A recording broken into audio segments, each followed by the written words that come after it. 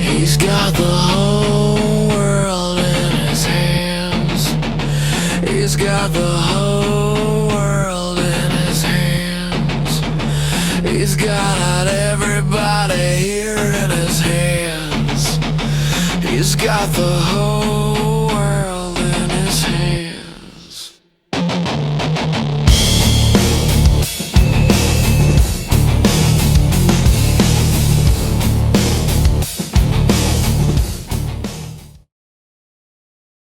How? 1,000 Americans are dying a day. They are dying. That's true. And it is what it is.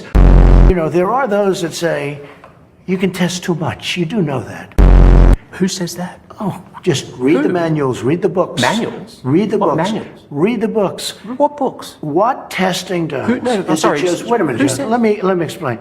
What testing does, it shows cases. It shows where there may be cases. We didn't even have a test. When I took over, we didn't even have a test. Now, in all fairness, why would you have a test? There was no test. The virus for didn't this. exist. Take a look at some of these charts. Right here, the United States is lowest in numerous categories. We're lower than the world. Oh, you're doing death as a proportion of cases. I'm talking about death as a proportion of population. That's where the US is really bad. Well, Much worse than South Korea, Germany, etc. you can't do that. You have. Look at South Korea, for example. 51 million population, 300 deaths. It's like, it's crazy you don't compared to... know that. I do. It's You on the... don't know that. You think they're faking their statistics, South Korea? I An won't get advanced into country? that because I have a very good relationship Yeah. with the country. But you don't know that. Do you read your written brief? I do. I Do you? read a lot. Really? You know, I read a lot. They like to say I don't read. I read a lot. Your daily I intelligence comprehend brief? extraordinarily well. Probably better than anybody that you've interviewed in a long time. Let me tell you what it looks like. Okay. So we have a new phenomena. It's called mail-in voting, where you send where a New. governor. It's been here since the Civil War. In terms. Mr. President, the other day a reporter asked you about Ghislaine Maxwell. You said, quote, "I just wish her well, frankly. I've met her numerous times over the years, especially since I lived in Palm Beach, but I wish her well, whatever it is." Mr. President, Ghislaine Maxwell has been arrested on allegations of child sex trafficking. Why would you wish such a Well, first person of all, well? I don't know that, but I do know that. She has. She's been arrested for that. You know Her that. friend or boyfriend. Epstein. I'm not looking for anything bad for her. I'm not looking bad for anybody. No, Navy veteran. No. Well, Here you it's go. there. The fake news. If you watch NBC News, like I watch NBC fake news, I'm watching it. Lester Holt, real beauty. And I'm watching this NBC News sham. Well, Black Lives Matter started off to me very badly because it was Did you ever meet with one? Pigs in a blanket, burn them like bacon. Well, I've done a thing economically- called criminal justice I get it. reform. I'm just saying what that your changes- friend President Obama couldn't It's get not my done. friend. He tried, I'm like, asking about that he statistic. tried, but he couldn't get it I'm done. not- I got criminal I get justice. it. I get it. I got opportunity zones. I took care of the historically black. You know, if you look at what I've done for colleges, for black colleges and universities, I got them funding. Obama never did it. I did more for the black community than anybody. Like the new big beautiful bill? Well, yeah, I mean, we'll probably lose our health care and our kids might suffer, but our leader's going to be richer, so we're okay with it. Ma'am, you just lost your home because of the new bill. Do you regret voting for it? Oh, not at all. My family's homeless, but at least the libs are mad. Miss, I would like to open up a checking account with my Social Security check. I'm sorry, sir. Minimum deposit is $200. I'm having a heart attack, Doc.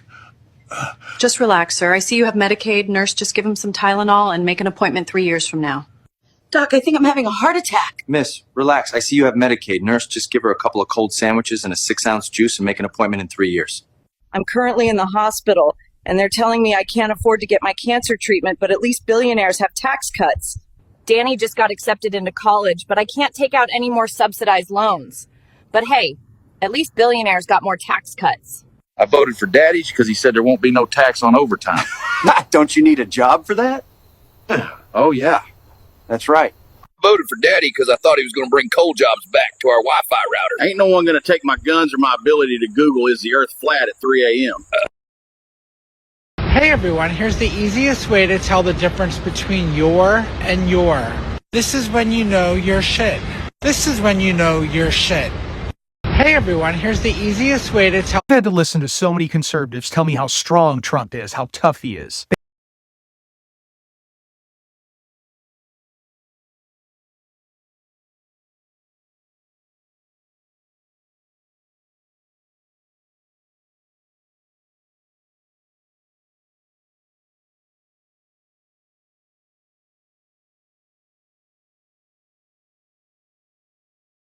The White House?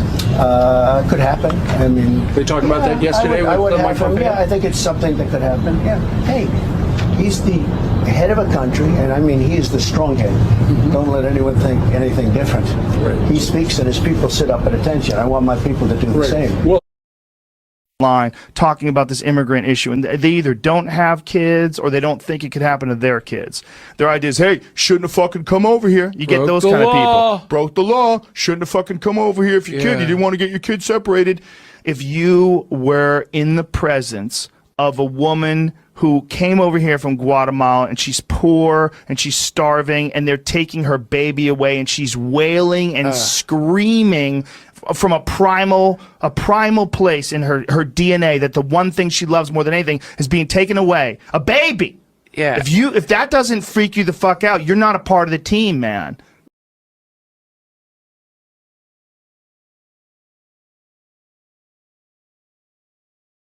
are we close to seeing Mr. Kim? Trump has officially bombed Iran, and there's a lot of uncertainty around this moment, but I can give you two things that I am very certain about. One is that this is not the beginning of another world war, at least not yet, so let's not hit the panic button too hard on this one. A world war would require a lot of other countries to get involved in this that really don't want to get involved in this, so I'm pretty skeptical that this will trigger a world war. And two, this is not going to start another Iraq-type situation where we're boots on the ground, nation building, trying to end regimes. That's not going to happen either. Iran and Iraq could not be more different in terms of that type of operation, so there is just no way we could even take something like that on without actually So I want people who don't live in Los Angeles to hear what we are going through right now. I was just talking to my girlfriend, making plans for later tonight, and she said, oh, by the way, my neighbor got taken today by ICE.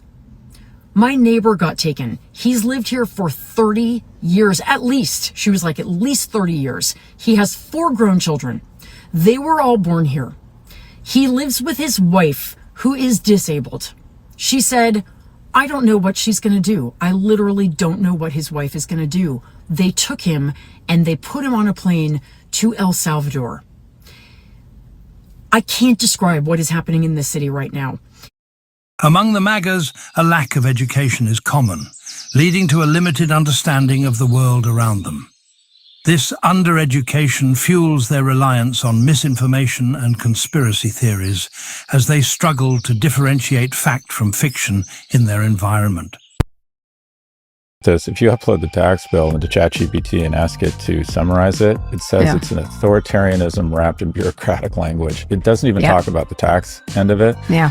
It talks about things like senior officials can no longer be found in contempt of court. So if they get congressional subpoenas to come testify on an alleged crime, they can ignore them. It massively transfers power from agencies where it's full-time government officials to a massive transfer of power from them to appointed officials, i.e. Trump acolytes. It moves everything to the executive. Yeah, it moves everything upward towards appointees in the executive. It's so funny that ChatGPT focused on the authoritarianism as opposed to the economics of this tax bill. And it also said what was interesting, one of the points it came back with was this is a really elegant, legally deft piece of legislation. Russell Vogt is the one you need, not focus on Elon, that fucking clown. Russell Vogt is the one that's trying to dismantle and give power to the executive. That's the whole goal here. Yeah. I think they'll regret it when Democrats come into power if they give these powers. That's a really interesting point. I uploaded all 816 pages of the Big Beautiful Bill Act into ChatGPT, and I said, what are your thoughts on this bill altogether? Really give it to me, don't hold anything back. And here's what ChatGPT told me. This bill, H.R. 1, the One Big Beautiful Bill Act, is not just aggressive in scope, it's a direct and deeply strategic attack on the democratic architecture of the United States. It masquerades as administrative efficiency and fiscal responsibility, but underneath it's a comprehensive blueprint for executive consolidation, ideological control, and systemic disenfranchisement. Here's the blunt truth. It's authoritarianism wrapped in bureaucratic language. H.R. 1 is what happens when an entire governing philosophy is based on dismantling government unless it serves the powerful. Every single chapter of this bill either centralizes executive authority, defunds regulatory agencies, strips away civil protections, or shifts the burden of governance onto the most vulnerable people in society. Expedited deportations without judicial review, that's not about efficiency. That's about eliminating constitutional oversight to build a machine that can operate in darkness. Cutting independent agencies like MedPAC or the Social Security Advisory Board, that's not reform. It's removing the brakes from a runaway train. Silencing classrooms and ending DEI funding, it's a cultural purge designed to codify a narrow, exclusionary worldview into national education policy. This isn't conservative governance, it's counter-democratic engineering. It systemically dismantles the safeguards of a free society.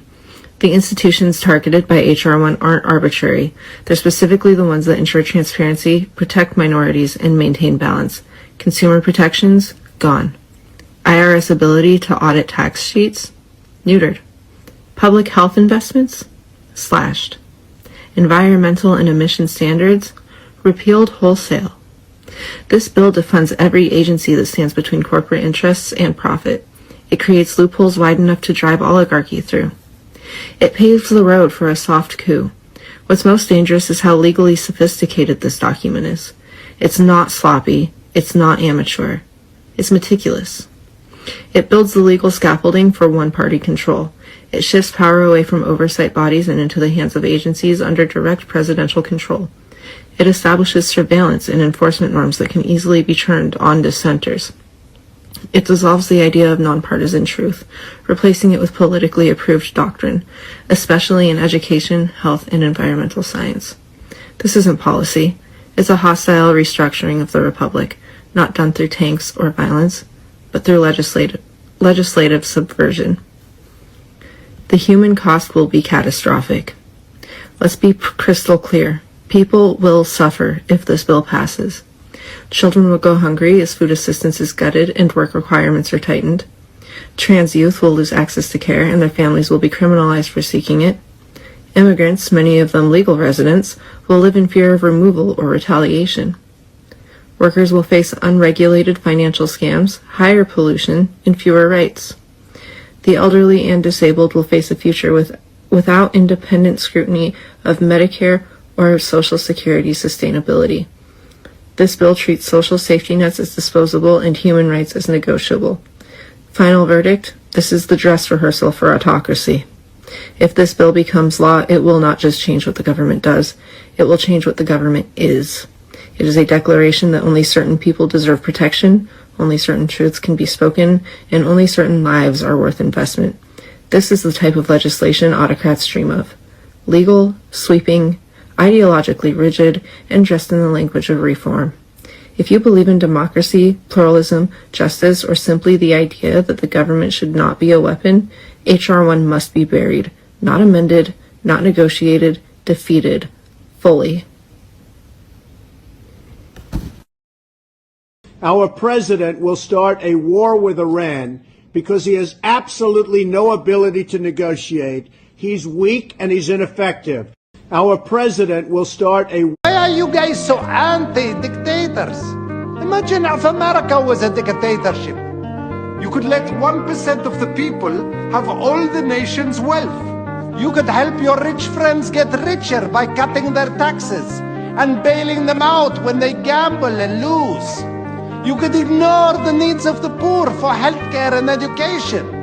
Your media would appear free, but would secretly be controlled by one person and his family. You could wiretap phones. You could torture foreign prisoners. You could have rigged elections. You could lie about why you go to war. You could fill your prisons with one particular racial group, and no one would complain. You could use the media to scare the people into supporting policies that are against their interests. I know this is hard for you Americans to imagine, but please try. The youth, because what's happening now could change our futures. And what President Trump is doing and is threatening to do is frightening. Wow. Parents and teachers are talking about a lot of things that we don't know about. But unlike some people, we know the meaning of the Declaration of Independence. Come on, we all saw the video talking about low IQ. He's funny, bitch. All jokes aside, as you can see, my mom is oxygen dependent, as she has been for more than 5 years due to COVID pneumonia in both lungs since March of 2020.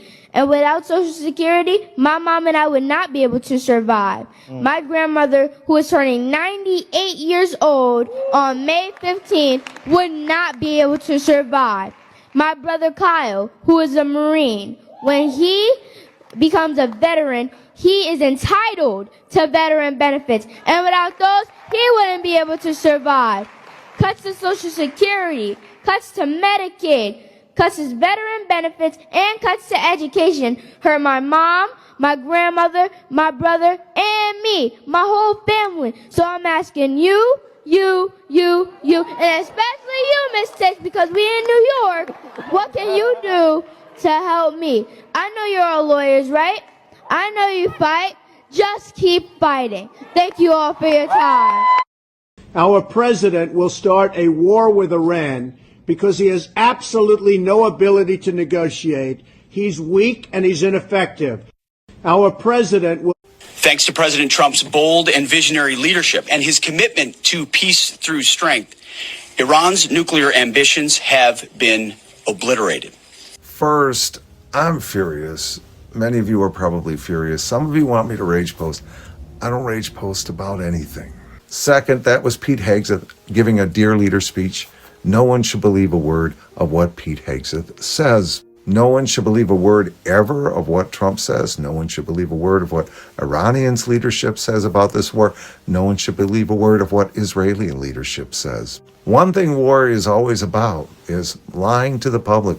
We will be lied to at a scale I've never seen before. There's a high degree of certainty that Pete Hegseth knows next to nothing about the state of Iran's reactors at this point in time. And even if he did, he'd lie to us. I'm reminded. A lot of wars there was no reason for. You look right up there, I don't know, see the Declaration of Independence, and I say, I wonder if the Civil War always seemed to me maybe that could have been solved without losing 600,000 plus people. History will find that there was a president of the United States who did not know that the Declaration of Independence was written and signed 85 years before the Civil War. You look right up there, I don't know, see the Declaration of Independence, and I say, I wonder if the Civil War always seemed to me, maybe that could have been solved without losing 600,000 plus people. That's what he said. So he looked.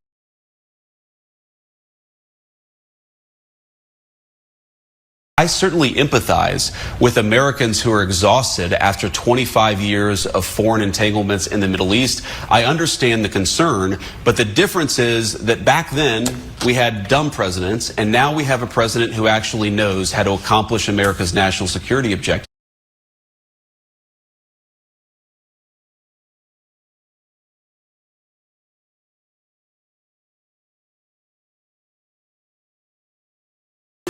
that have been fighting so long and so hard that they don't know what the fuck they're doing. Do you understand that?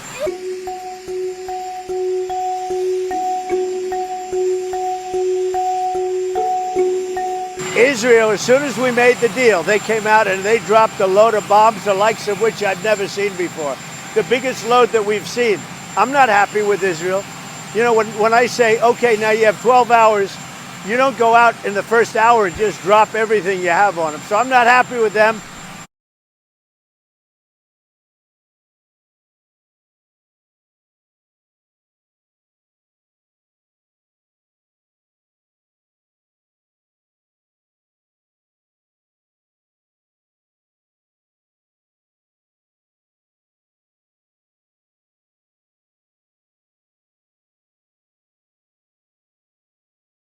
Donald Trump's no good, very bad week in review. June 20th to June 26th, Friday. Donald Trump went on a tirade because he really wanted to bomb Iran. But his own intelligence community, including Director of National Intelligence Tulsi Gabbard, told him that all the evidence says Iran doesn't have the capability to create a nuclear weapon of any kind. Later that day, Donnie said, unlike Iraq, there actually are WMDs here. Again, he'd been clearly and repeatedly informed that this is not the case. Saturday, the President of Peace bombed another country without informing Congress, as required by the Constitution. The Pentagon, afraid Trump would spill the beans, lied to him about the route, time, and number of bombers. Even Pete Hegseth doesn't trust Donnie with secrets. It didn't matter. Donnie had already spent a week telling the world exactly which sites he wanted to hit. Iran removed personnel and resources in advance, preserving their nuclear program. So now we're in a Middle East conflict, the exact opposite of Donnie's one halfway reasonable campaign promise, because Donnie always lies. Sunday, Donnie took a victory lap, but experts reviewing satellite images were already raising questions.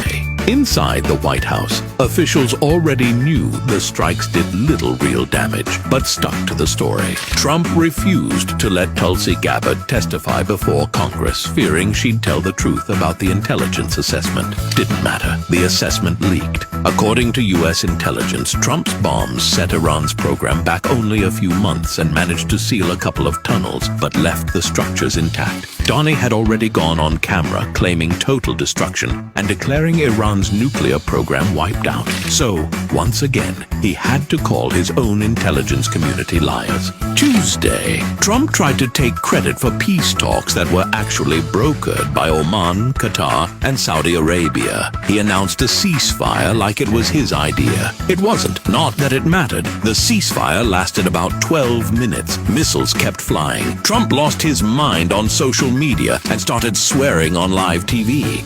While flying to the NATO summit, Trump posted one rambling truth social after another, including a music video celebrating how fun it is to bomb Iran. A real man of peace. In New York, Zohran Mamdani won the mayoral primary. The right lost its mind. Trump broke out a classic and called him a 100% communist lunatic.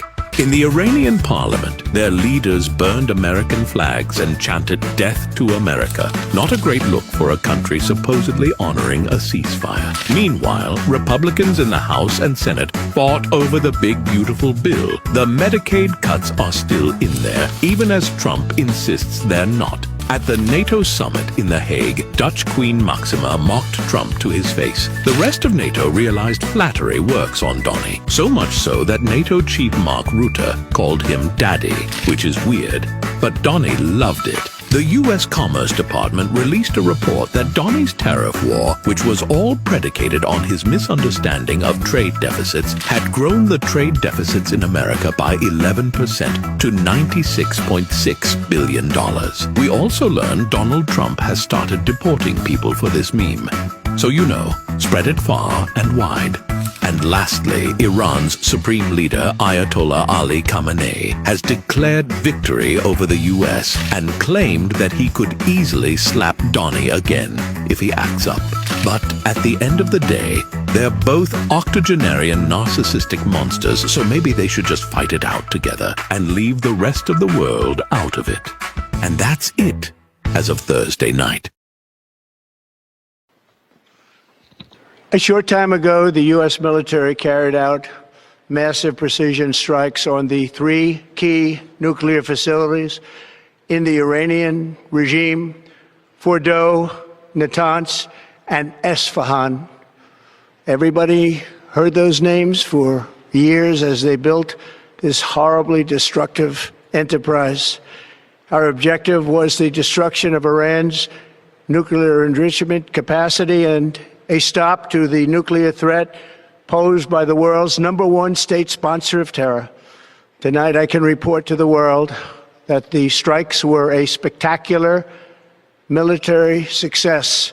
Strong men don't need to lie to be liked. They don't need NDAs and hush money to cover their trail. They don't need fake Time magazine covers and stage Bible photos or to invent crowd sizes to be seen. He's just a 79-year-old guy that spray tans himself construction cone orange and lies about his weight and wears suits 2 sizes too big. Not because he's strong, but because he's vain and insecure. Because But you can't police people for being anti-Israel or pro-Israel. You can police people for violating the law. We have seen some of that with some of these protests. Okay, so you agree that people who break in and vandalize a building should be prosecuted? Exactly. Okay, I'm just checking because you did help raise money for people who did so on January 6th, which was, impeding an official proceeding, breaking into a building that they weren't allowed to be in, and vandalizing the Capitol. Gotcha, bitch!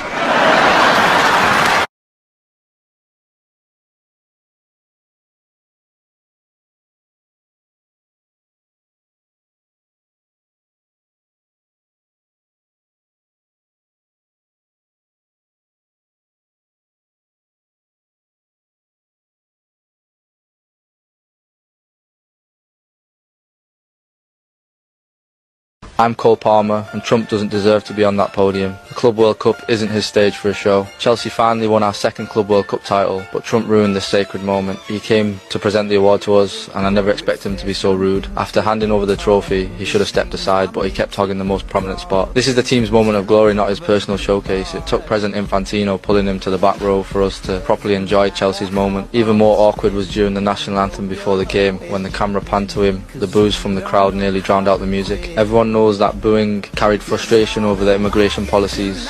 So many foreign fans got denied visas.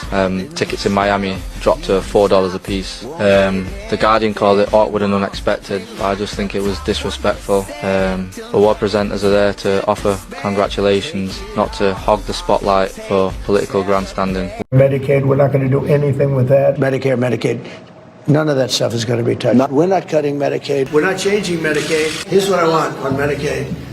We're not touching anything. Just as I promised, there will be no cuts. There won't be read my lips anymore. We're not going to touch it. I don't understand why the Jeffrey Epstein case would be of interest to anybody. It's pretty boring stuff. Yes.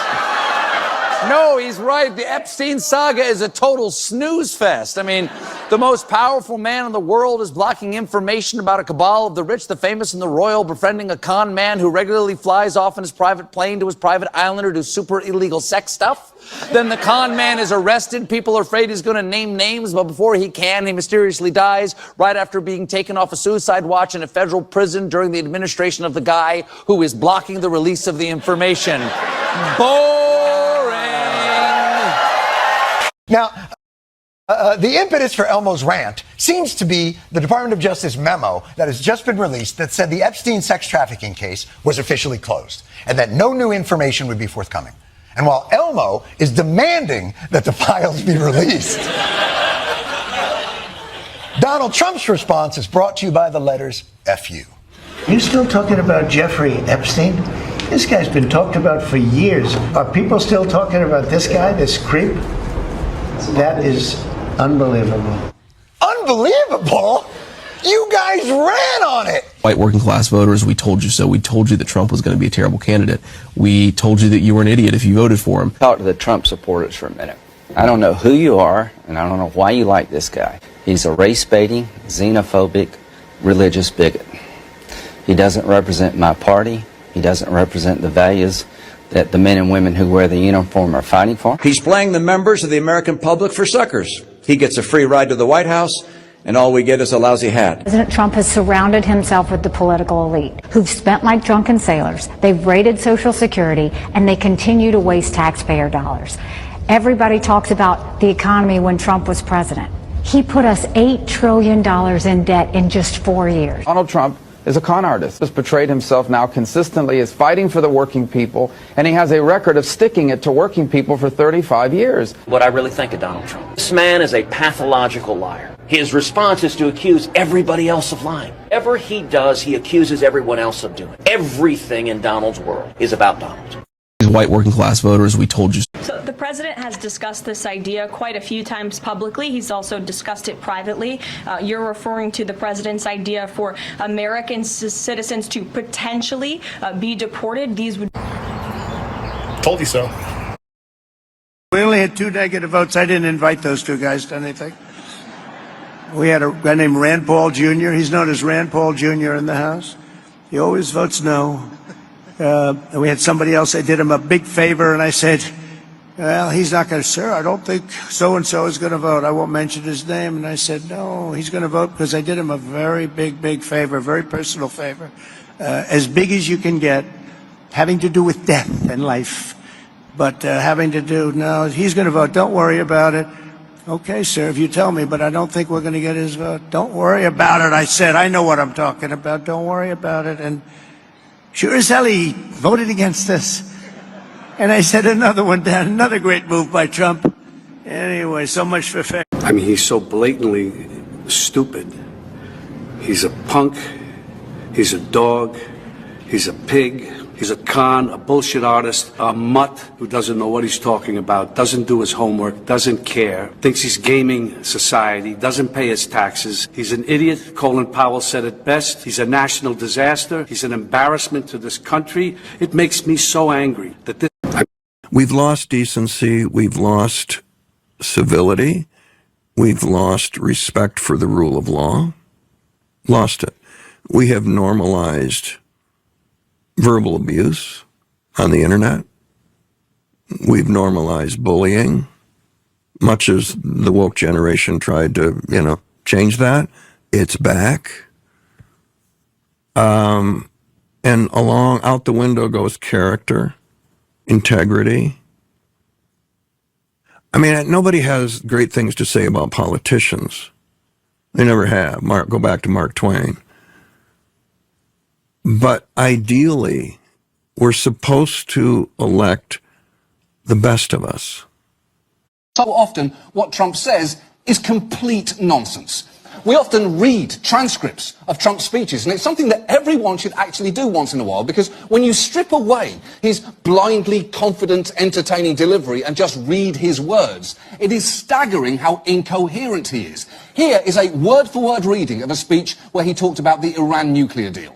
You look at the nuclear deal, the thing that really bothers me. It would have been so easy, and it's not as important as these lives are. Nuclear is so powerful. My uncle explained that to me many, many years ago, the power, and that was 35 years ago. He would explain the power of what's going to happen, and he was right. Who would have thought? But when you look at what's going on with the 4 prisoners, now it used to be 3, now it's 4, but when it was 3, and even now, I would have said, it's all in the messenger. Fellas, and it is fellas, because, they haven't figured that the women are smarter right now than the men, so it's going to take them about another 150 years, but the Persians are great negotiators, the Iranians are great negotiators, and they just killed us. Holy shit!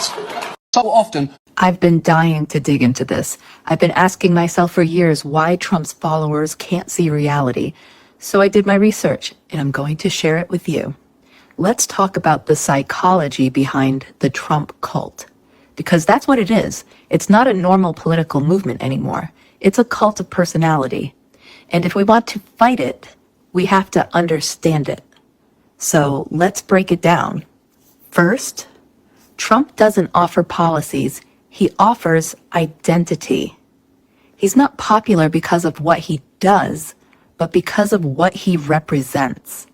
To many of his followers, he's the walking, talking middle finger to a system they believe has failed them. They see him as their guy. Not because he's honest, not because he helps them, but because he talks like them, rages like them, and punches the people they've been told to blame for everything. In psychology, there's a term for this: identity fusion. It's when your personal identity becomes fused with your group or leader. That's why criticism of Trump feels like a lot of you have reached out to me and asked, how do we actually help someone get out of the cult? How do we talk to the people we love without losing them? And how do we reach them without compromising the truth? And if there's one thing history makes painfully clear, it's this: authoritarian leaders don't seize power out of nowhere. They build cults of personality. They fuse themselves with national identity. They tell people, I alone can fix it. And their followers, ordinary people, come to believe that loyalty to the leader is loyalty to the country. That happened in Nazi Germany, in Mussolini's Italy, in Franco's Spain. Today we see that in Putin's Russia and Erdogan's Turkey. And yeah, it's happening here in the United States. These aren't identical regimes, but they all follow the same emotional blueprint, the same psychological vulnerabilities that made people believe the strongman was their salvation. Trump is walking that same path, and millions of Americans have followed him down it. Trump doesn't have a platform. He has a persona. He doesn't promise solutions. He promises enemies. He doesn't say, vote for me and I'll improve your life. He says, vote for me to punish the people who made you feel powerless. That's what Mussolini did. That's what Putin does. It's not about what they'll build. It's about who they'll destroy. And for people who feel ignored, humiliated, or left behind, that kind of rage feels like power. That's the danger. It's not just propaganda, it's personal. When someone fuses their identity with the leader, what psychologists call identity fusion, criticism of that leader feels like an attack on the self. That's when memorials were built. Fascism became not just illegal, but morally indefensible. And that meant that even if someone couldn't bring themselves to confess guilt, they could still walk away. They could say, this was wrong, never again. And that opened a door for generational change. In the 1920s, the Ku Klux Klan held enormous political power in the United States. They had millions of members, governors, senators, mayors, police chiefs. But by the end of that decade, the Klan collapsed. It didn't disappear, but it lost the vast majority of their members. Why? Because journalists exposed their corruption. The public started turning away from them, and this part is key. Clergy and local leaders in some communities began offering members a moral off-ramp. They didn't say, you're irredeemable. They said, you were misled, come back to your values. There's a better way. That approach, truth plus dignity, allowed people to leave without total humiliation. That's how you dismantle a movement without driving people deeper into it. So, his followers are trapped in an information bubble. They don't just believe lies, they live inside them. Fox News, MAGA influencers, far-right churches, Trump's own app, Truth Social, it's a closed-loop ecosystem that tells them every day, the elites hate you, the media lies, only Trump tells the truth. This is called epistemic closure, when you no longer accept any outside information. It's cult logic. If Trump We're not going to let the dollar slide. If we have a smart president, you're never going to let the dollar slide. If you have a dummy, that could happen. Like the last one, he would, if you ever asked him about the dollar sliding, he would have no idea. But we can't let that ever happen again. Why has the dollar fallen so much, and are you concerned about that? Well, I'm a person that likes a strong dollar, but a weak dollar makes you a hell of a lot more money. When we have a strong dollar, one thing happens, it sounds good. But you don't do any tourism, you can't sell tractors, you can't sell trucks, you can't sell anything. It is good for inflation, that's about it. It doesn't sound good, but you make a hell of a lot more money with a weaker dollar. First, when they were running, it was we were going to release the files. Correct. Then it's Pam Bondi saying the files are on my desk and we're reviewing all the thousands of hours of video, etc. Then it's there's nothing to see in the files. Then it's there are no files. And now it's the files were created by Obama and Hillary. First, when they were running, it does feel like Fox News is playing, and I never criticize Fox because they were so kind to me, but they are playing a central role in the propaganda operation here, it feels like. The only minority destroying America is the billionaires. I mean, the people at the top, the Elon Musks, the Rupert Murdochs, these two billionaires in Texas, Tim Dunn and Ferris Wilks, they use their wealth and their power to divide us intentionally, because our unity, whether you're a Democrat, an independent, or Republican, us being united is a threat to their wealth and power. And so they use their social media algorithms, their cable news networks, in the case of Fox News, to tear us apart. I do have one piece of good news for Donald Trump, and that there is one other presidency that has a lower net approval rating at this point than this one. The bad news is that it was Donald Trump's other presidency. I do have one. Just announced a new nominee for the U.S. Surgeon General who never finished her residency and is not a practicing physician. So can you explain why you picked her to be America's top doctor? Because Bobby thought she was fantastic. I don't know her. This president doesn't know what he's doing, and he blames somebody else. Is your administration sending migrants to Libya? I don't know. You'll have to ask Homeland Security, please. Americans are watching all this, and they're wondering, who's really running the country? Mr. President, your reaction to the story in The Atlantic that said that some of your top cabinet officials and aides have been discussing very sensitive material through Signal. I don't know anything about it. If he doesn't know, there's a level of ignorance that frankly is unforgivable for a U.S. president. Do you still... President Trump is in the process of rebalancing America's trading agreements with the entire world, bringing tens of billions of dollars in tariff revenues to our country. Bringing tens of billions of dollars in tariff revenues to our country. She's good. She's really good. I almost missed this one because she says it so confidently, right? It's going to bring tens of billions of dollars into the country. But is it? No, it's already in the country. The tariff revenue is paid by American consumers, by American companies, passed down to American consumers. So the money is not coming from out of country. It's not coming from China. It's not coming from Mexico.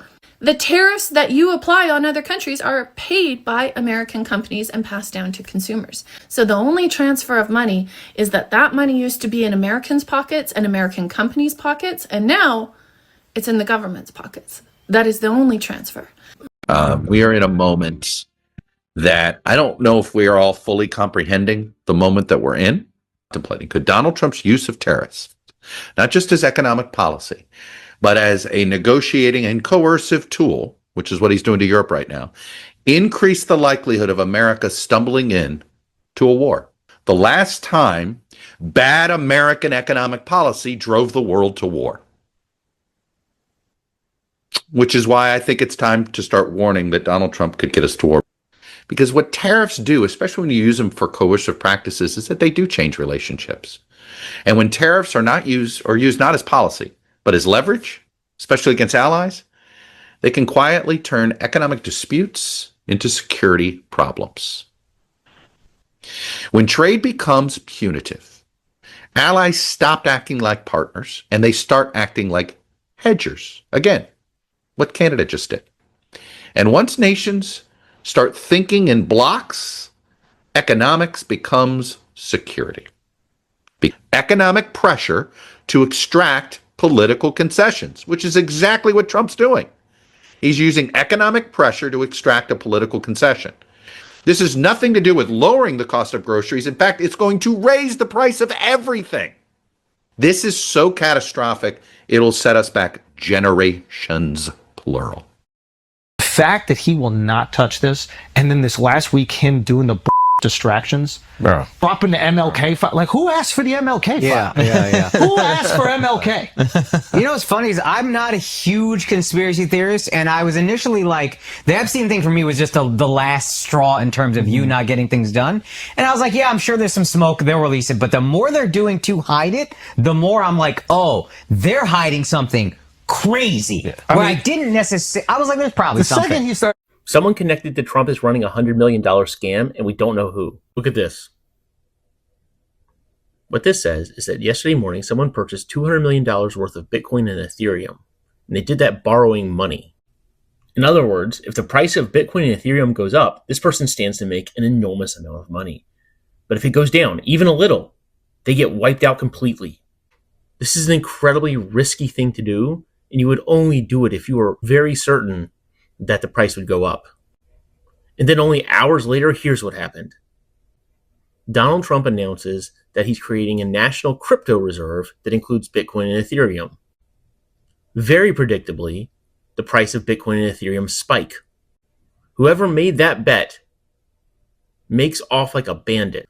I'm just going to state the obvious here. They knew. This is someone inside the administration or connected to the administration that is using hundreds of millions of dollars to trade cryptocurrencies and make a fortune. It's corruption straight up. I don't understand how he's able to get away with the things he gets away with, breaking the law, the emoluments clause, taking bribes, blackmailing people. He's a criminal con man. And if you grew up in New York, as I did, you knew this your whole life. We watched his planes get repossessed off the runway at LaGuardia. We watched him try to sell steaks and cologne in a fake university, steal money from charities that his family can't even have a charity anymore in New York City, in the New York State, because they had stolen money from kids' cancer charities. There's no way you can look at the facts about this man and believe in him still. You have to have willful blindness. President Trump is a humanitarian with a big heart. A bullshit? It's well past time that President Trump was awarded the Nobel Peace Prize. A bullshit? A bullshit. A bullshit.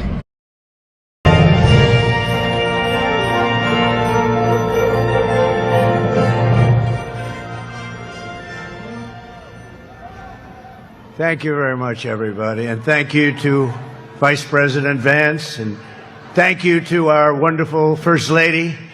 And above all,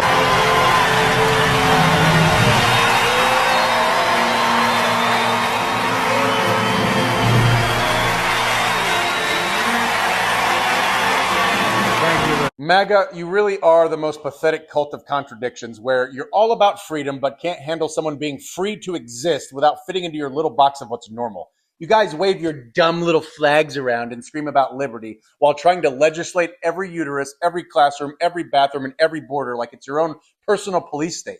You guys claim to be pro-life always while frothing at the mouth to control a woman's body, but then turn right around and cheer when another unarmed black kid gets shot dead by a cop. Where is your precious life then? Oh, that's right. It only matters before birth. After that, they can starve, get shot, or get deported. Just don't ask you to pay a dime in taxes to help them out, right? You pound the Bible to justify your hatred of LGBTQ people as if Jesus ever said a damn thing about who someone loves. But the moment a kid gets shot in school, suddenly your God is silent. Suddenly it's thoughts and prayers, right? Not policies and change. You're all for saving the kids, unless one of those kids are trans, gay, or just trying to exist without your hateful ass breathing down their neck. And let's talk about immigrants. You want them out? Sure. Except for the ones building your houses, cooking your food, or cleaning up after your lazy, entitled, bootlicking asses. You scream about law and order, but where's your law and order when McDonald Trump's out here robbing the country blind or making a cryptocurrency where he pockets millions? I have, as you know, Marco Rubio with me and Pete Hegseth, Secretary of State and Secretary of War. Should we say Secretary? You know, it used to be called Secretary of War. Maybe for a couple of weeks we'll call it that because we feel like warriors. We feel like warriors. Of course, Donald Trump feels like a warrior. Donald Trump, who evaded military service during the Vietnam War because he claimed his foot hurt, the same foot on which he spent the rest of his life playing endless miles of golf and never limping. There is no reason to believe that Donald Trump wasn't perfectly healthy enough to serve in the military during the war of his youth. But like most men who were eligible to serve in the Vietnam War at that time, Donald Trump was terrified. You say Donald Trump said, well, in 2016, Donald Trump said that he would release his taxes. Did he? No, he lied. In 2016, Donald Trump said he would build a wall with Mexico and Mexico would pay for it. Did he do it? No, he lied. During his term, he promised a health care bill. Did he do it? No, he lied. During his first term, he promised an infrastructure bill. Did he do it? No, he lied. He said he didn't have anything to do with Stormy Daniels. Then it was proven that he had an affair with her and paid to cover it up. He lied. In 2014, Russia invaded Ukraine and Crimea. Trump was president during the war. Did he stop the war then? No, not only that, but he was impeached for illegally stopping congressional aid that would have helped Ukraine fight the war. So no, he was not going to stop the war in one day. And we knew that because it was proven. You say you wanted him to cut the deficit. Donald Trump in his first term ballooned the deficit more than anybody in modern American history. So no, he was not going to do that. You say Donald Trump, well, at least he's being good on immigration. Legally, Joe Biden deported 4 million people. Donald Trump, 1.7 million his term. Joe Biden was much tougher on immigration than Donald Trump. So no, he's not even better on immigration. And now let's talk about this Epstein list. You say you're not going to let go because Donald Trump said that he would release the Epstein list, and you're a real man, so you believed him. You didn't consider the fact that Donald Trump is convicted of 34 felonies for libel regarding sexual assault. You didn't consider the fact that Donald Trump is on the Epstein flight logs. You didn't consider the fact that Donald Trump and Jeffrey Epstein are photographed and videoed together for years, that Epstein said that Donald Trump was his best friend. You didn't consider the fact that Donald Trump is named by one of Epstein's assailants as another assailant in court documents. You didn't consider the fact that the man that let Jeffrey Epstein off the first time with a sweetheart plea deal that he didn't even tell the victims, that Donald Trump promoted him to Secretary of Labor. You don't consider the fact that Donald Trump made Attorney General the man whose father first hired Epstein. You don't consider the fact that Donald Trump made Howard Lutnick, Jeffrey Epstein's neighbor, the Commerce Secretary now. You don't consider the fact of all those connections. Just wonder too, I mean, how come everybody I know of that went to college is a Biden supporter? Yeah. And I don't understand how everybody is a Biden supporter if you just went to college. So what are they teaching in this college? Global economy is fundamentally different today than it was yesterday. The system of global trade anchored on the United States that Canada has relied on since the end of the Second World War, a system that, while not perfect, has helped to deliver prosperity for our country for decades, is over. Our old relationship of steadily deepening integration with the United States is over. The 80-year period when the United States embraced the mantle of global economic leadership, when it forged alliances rooted in trust and mutual respect, and championed the free and open exchange of goods and services, is over. You all remember who this is? Ashley Babbitt. She was the woman who died during the January 6th insurrection. She was deep inside the Capitol with a group of people. There were doors that were locked. There was a Secret Service agent with a gun on the other side telling them not to come in, despite the fact they were trying to break in. They finally smashed a window. She went to climb through it. She was shot and killed. Her fuck around found out, which of course propelled her into MAGA martyrdom. And then her family filed a lawsuit against the federal government for wrongful death. They were asking $5 million. Of course, the government was fighting that. And then Trump took office and said, we're not going to fight this lawsuit anymore. We're going to settle with them. Well, they were asking for $5 million. If you're going to settle with them, generally what that means is, hey, we'll give you, $500,000 or $1 million. But that's not what's happening. They announced they're settling for $5 million. They're going to pay the full $5 million. Okay, this order, it's a wonderful order. It's a beautiful order. This order is pulling American booze off the liquor mart shelves. I'm the President of the United States. Don't ever talk to the President that way. I am the king. Any man who must say, I am the king, is no true king. I have never seen a wind farm in China. Au contraire, Mr. President. Here's a map of China's wind farms. In fact, China is installing both wind and solar energy at a cracking pace. China is also electrifying its economy faster than Europe and America. Now, the reason President Trump was disparaging windmills in his Independence Day address is that the One Big Beautiful Bill he had just signed into law that day turns America away from renewable energy and back towards fossil fuels. So I'm supposed to stop supporting this man just because he is a pedo? That don't make no damn sense. As a line of clothing. Now, where were these made? These were made, I don't know where they were made, but they were made someplace. But they're great. It's ties, shirts, cufflinks, everything sold at Macy's, and they're doing great. #1 selling tie anywhere in the world. #1 selling tie anywhere in the world. You wouldn't wear that shirt? We also have them in white and beautiful white. Where are the shirts made? Bangladesh. Well, it's good. Okay. We employ people in Bangladesh. Ties? Where are the ties they made? Have to work These are beautiful ties. They are great ties. The ties are made in where? China? China. Ties are made in China.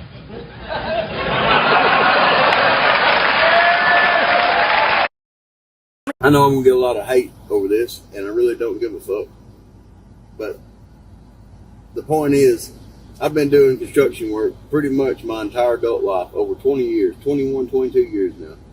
Right now on this job I'm on, right now, there are about 5 of us white guys out here. There's probably 2 or 3 black guys, and the rest are Latinos. And I say the rest being 100 to 125 guys. Now I've been on this job for 6 months. And that's been about the average. I wished all these guys would get their citizenship and do things legal, but the point is that they haven't. But if you send all these guys back across the border, everybody says, oh, they're going to raise the wages and all the white guys are going to get these jobs. Bullshit. Like, I don't know what fucking sandcastle you got your head shoved in, or whose ass you got your head shoved in, but no, they're not. I've watched the Americans completely quit working. People my age and younger don't work. They don't, and especially ain't going to do a physical job. So all you people said, oh, they're going to increase the wage, and all these thousands and thousands of white guys are going to get these jobs. Like, are you?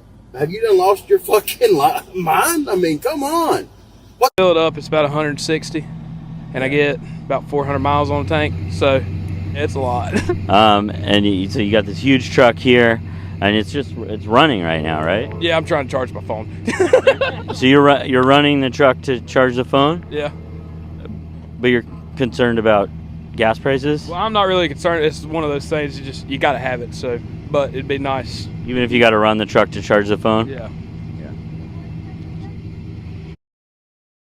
Why did the U.S. invade Iraq in 2003? Where did that war come from? You know what? It's quite surprising. That war came from Netanyahu, actually. If you take out Saddam, I guarantee that it will have enormous positive reverberations on the region. Netanyahu had, from 1995 onward, the theory that the only way we're going to get rid of Hamas and Hezbollah is by toppling the governments that support them. That's Iraq, Syria, and Iran. And the guy's nothing if not obsessive. And he's still trying to get us to fight Iran this day, this week. He's a deep, dark to tell you, because he's gotten us into endless wars, and because of the power of all of this in the U.S. politics, he's gotten his way. Does she love him, do you think? At one point, I asked someone who's very close to them, and I said, so what's going on? And this person looked at me like I was a real dunce, and then said, she hates his fucking guts. Michael Wolff doesn't mince his words, especially when it comes to Donald and Melania Trump. Can you give any insight into why Melania would hate her husband? Well, I mean, other than the fact that he has a long history of relationships with other women, porn stars and the like, and that he's not a very nice guy, and he doesn't listen to anyone ever, so I doubt if he would listen to his wife. Should I go on? My first question, Mr. Vice President, is the United States now at war with Iran? No, Kristen, we're not at war with Iran. We're at war with Iran's nuclear program. And what we've said to the Iranians is we do not want war with Iran. We actually want peace. But we want peace in the context of them not having a nuclear weapons program. And that's exactly what the president accomplished last night. Mr. Vice President, when did President Trump exactly make this decision, and did he coordinate with Israel? The president, honestly, Kristen, I don't know that any of us knew exactly when the president made the decision, except for the president himself. But South Park has seen a 258% jump in streaming popularity following the infamous episode that took aim at Donald Trump. So he is running around with a micro penis. So basically. Did you read about the small penis rule? What's a small penis? Oh my God. Okay. So there is a legal strategy known as the small penis rule, wherein an author who writes a character based on a real person can potentially evade a libel suit by giving said character a small penis. What? Listen, the logic being that in order to sue, a plaintiff would have to tacitly admit that the description of his manhood is accurate. So This rule technically does not apply to the latest episode of South Park because they made no effort to anonymize Donald Trump. But one wonders if the logic of embarrassment still holds. Trump is portrayed as a deeply insecure leader who literally gets into bed with Satan, his apparent lover, yada, yada. So anyway, they just say if the actual Trump were to retaliate, as he so often does, he'd be playing directly into Parker and Stone's hands. I am dead over So the basically penis it's rule. saying like Parker and Stone are holding space for them saying like it's so small, it's clearly a parody. And so for him to like sue them, he has to admit that it actually is that small. I think they're saying like this man has the smallest penis on the planet, and if he wants to sue us, he has to admit that he has the smallest penis on the planet. Okay. Morning. Not a lot of news going on, but the rumor mill in Washington, it is a turning. Apparently, the president of the United States, Donald Trump, and the White House are livid over the South Park episode and was threatening to sue. So the president, in normal presidential fashion, assembled his lawyers in the Oval or wherever and said, hey, I want to sue these guys for defamation of character for saying that the presidential member is a bit short. And the lawyers advised him and said, okay, well, the only way to beat a defamation of character lawsuit is by the truth. So just keep in mind, at some point during discovery, they're going to want you to prove that what they said was false. And the president of the United States very quickly just said, I'm good.